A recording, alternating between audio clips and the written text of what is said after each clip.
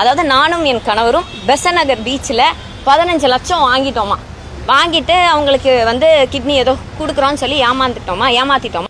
தமிழ்நாட்டுல இப்ப மீண்டும் ட்ரெண்ட் ஆகிற விஷயம் இந்த கிட்னி திருட்டு மேட்டர் தான்.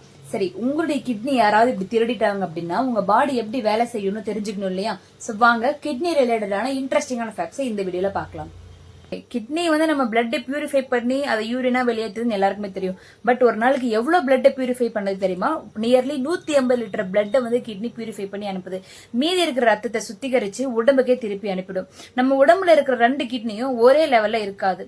நம்ம கல்லீரல் ரைட் சைடு இருக்கிறதுனால அதுக்கு இடம் கொடுக்கறதுக்காக ரைட் சைடு இருக்கிற கிட்னி லெப்ட் சைடு இருக்கிற கிட்னியை விட கொஞ்சம் கீழே இறங்கி சைஸ்ல கொஞ்சம் சின்னதா இருக்கும். மனித உடம்போட ஆகப்பெரிய ஆச்சரியம் என்னன்னா, ஒருத்தருக்கு ஒரு கிட்னி செயலிழந்தாலோ அல்லது அதை தானம் செஞ்சாலோ கூட ஒரே ஒரு கிட்னியை வச்சு அவங்களால 100% ஆரோக்கியமாகவும் சாதாரணமாகவும் வாழ முடியும்.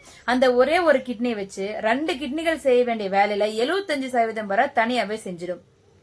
கிட்னினாலே வெறும் கழிவுகளை வெளியேற்றுறது மட்டும்தான் வேலைன்னு நினைச்சிட்டு இருப்போம். ஆனா நம்ம உடம்போட ரத்த அழுத்தத்தை, அதாவது பிபியை சீரா வச்சுக்குவோம்.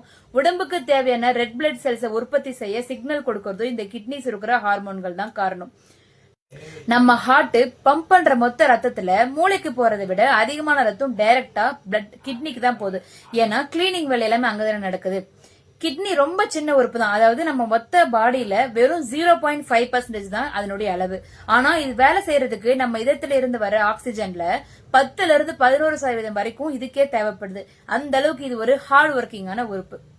நீங்க இன்னைக்கு நிறைய தண்ணி குடிச்சாலும் சரி, இல்ல தண்ணியே குடிக்காம காஞ்சாலும் சரி, உடம்புல இருக்கிற தண்ணீரோட அளவை கரெக்டா மெயின்டைன் பண்றது கிட்னி தான்.